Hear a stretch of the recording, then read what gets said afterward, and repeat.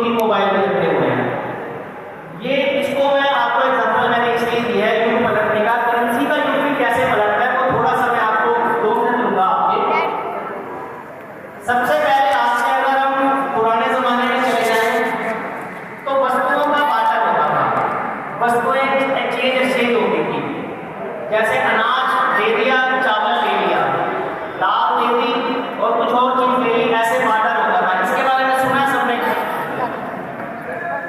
सुना? बिल्कुल। बाटर के बाद जब राजा महाराजाओं का युग आया तो सोने के सिक्के वो प्रचलन में आए, प्रचलित हुए। सुना है आपने? सुना होगा, कहानियों में, पिक्चरों में देखा होगा आपने।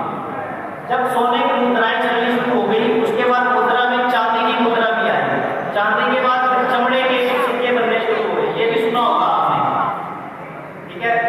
उसके बाद जब लोकतंत्र बना हमारा, अब मैं रिसेंट की बात करता हूँ, ये पुरानी जमाने की बात हो गई।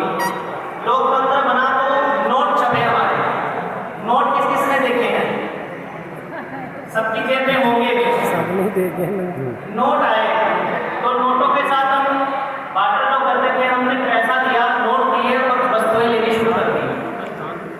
नोटों के बाद हमारे पास जो युग पलटा वो आ गया डेबिट कार्ड और क्रेडिट कार्ड, चलते आज की है लेकिन करेंसी का युग पलटा।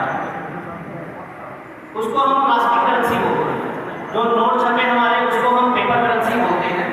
पेपर करेंसी के बाद जो युग पलटा हुआ है डेबिट कार्ड क्रेडिट कार्ड का, उसको हम प्लास्टिक करेंसी बोलते हैं।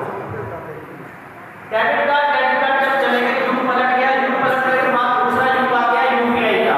कौन कौन बंदा यूपीआई करता है अपने घर से? सभी करते हैं, सब करते हैं। डेबिट